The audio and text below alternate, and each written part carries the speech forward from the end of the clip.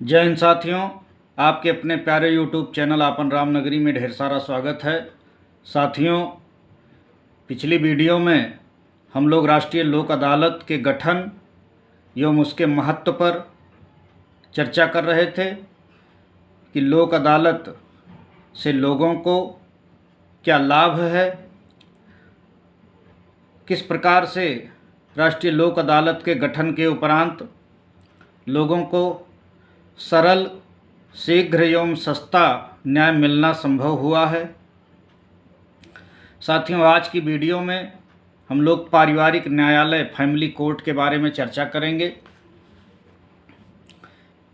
परिवार न्यायालय अधिनियम 1984 विवाह एवं पारिवारिक मामलों से संबंधित विवादों में मध्यस्थता व बातचीत को प्रोत्साहित करने एवं तुरंत समाधान सुनिश्चित करने के लिए अधिनियम बनाया गया है। इसकी आवश्यकता क्यों पड़ी, सबसे पहले इस पर चर्चा कर लें। कुछ महिला संगठन, अन्य संस्थाएं एवं नागरिकों के समय समय पर पारिवारिक विवादों के हल के लिए परिवार न्यायालय के गठन पर जोर देते रहे हैं, जहां समझौते एवं सामाजिक रूप से आवश्यक परिणामों पर जोर दिया गया।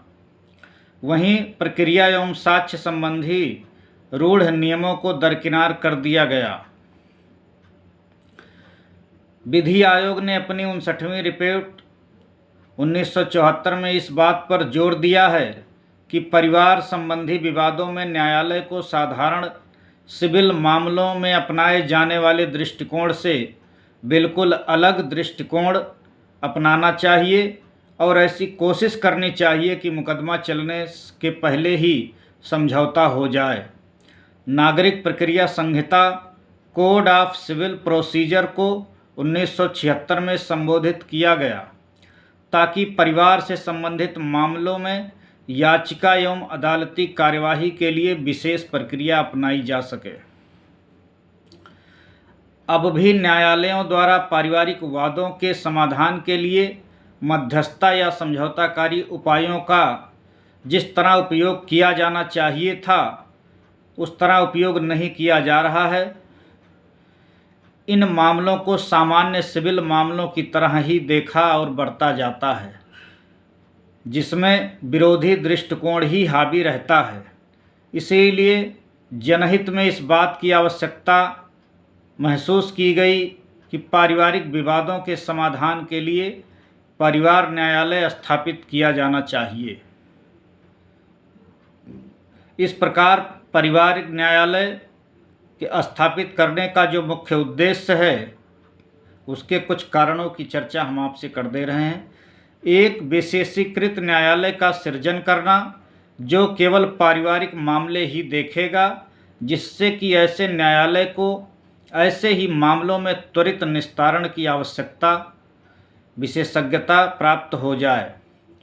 इस प्रकार विशेषज्ञता तथा त्वरित निस्तारण, ये दो प्रमुख कारण हैं ऐसे न्यायालयों को स्थापित करने में, मुख्य कारक हैं। ये परिवार से संबंधित विवादों के लिए समझौते की प्रक्रिया को संस्थापित करना, यह कम खर्चीला हल प्रस्तुत करना, अदालती कार्यवाही के दौरान लचीलापन और अनौपचारिक वातावरण बनाए रखना, ये प्रमुख ऐसे कारण हैं। विशेषताएं पारिवारिक न्यायालय अधिनियम 1984 की कुछ मुख्य विशेषताएं हैं, जिनमें यह राज्य सरकारों द्वारा उच्च न्यायालयों की सहमति से परिवार न्यायालयों की स्थापना का प्रावधान करता है। नंबर 2, यह राज्य सरकारों के लिए 1 लाख से अधिक जनसंख्या वाले प्रत्येक नगर में एक परिवार न्यायालय की स्थापना को बाध्यकारी बनाता है। यह राज्य सरकारों को अन्य क्षेत्रों में भी परिवार न्यायालय स्थापित करने में सामर्थ्यवान बनाता है।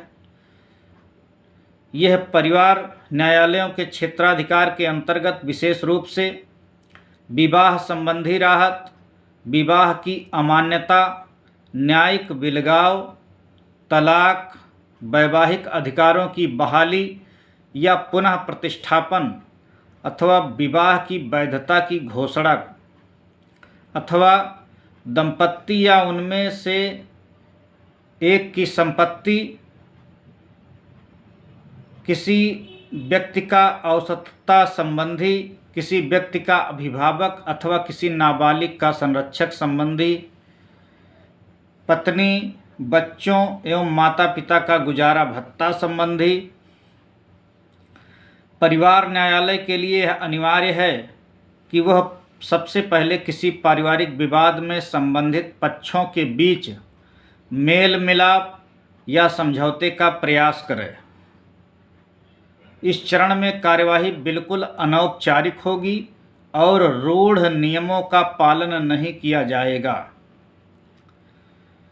पारिवारिक न्यायालय के लिए अनिवार्य है कि वह सबसे पहले किसी पारिवारिक विवाद में संबंधित पक्षों के बीच मेल मिलाप से समझौते का प्रयास करेगा।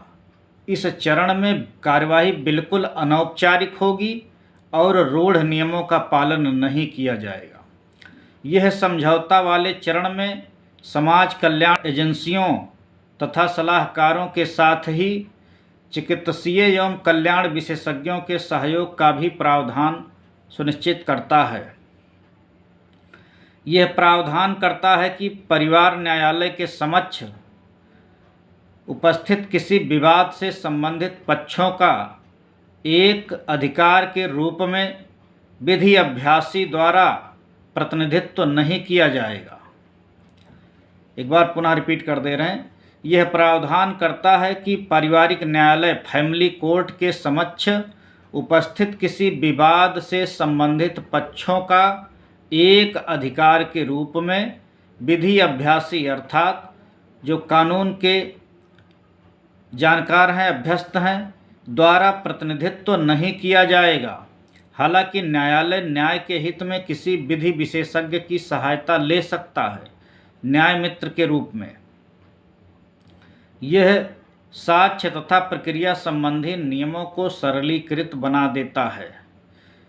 यह केवल एक अपील का अधिकार देता है जो उच्च न्यायालय में ही की जा सकती है। अर्थात फैमिली कोर्ट का जो निर्णय है, जो उनका जजमेंट है, उसके संबंध में यदि आपको ऊपर अपील करना है तो सिर्फ और सिर्फ उच्च न्यायालय में अर्थात हाई कोर्ट में ही आप जा सकते हैं। साथियों, फैमिली कोर्ट में विशेष रूप से जो हमने अभी आपसे चर्चा की है कि यह विवाह संबंधी राहत, विवाह की अमान्यता, न्यायिक बिलगाव, तलाक, वैवाहिक अधिकारों की बहाली या विवाह की वैधता की घोषणा से संबंधित, दंपत्ति या उनमें से एक की संपत्ति से संबंधित, किसी व्यक्ति का अभिभावक अथवा किसी नाबालिग का संरक्षक से संबंधित, पत्नी, बच्चों या माता पिता का गुजारा भत्ता से संबंधित, ये महत्वपूर्ण पारिवारिक मामलों को देखने के लिए स्पेशल अर्थात विशेष रूप से पारिवारिक न्यायालय का गठन किया गया है, फैमिली कोर्ट की स्थापना की गई है। साथियों, हम लोग फैमिली कोर्ट के बारे में चर्चा कर रहे थे। हमें उम्मीद है आपको इस वीडियो के माध्यम से एक बेहतर जानकारी प्राप्त होगी। साथियों, अगर आप चैनल पर नए हैं तो कृपया करके सब्सक्राइब कर लीजिएगा। यदि वीडियो आपको अच्छी लगे तो कृपया करके लाइक करिएगा, कमेंट करिएगा, शेयर करिएगा। बहुत बहुत धन्यवाद।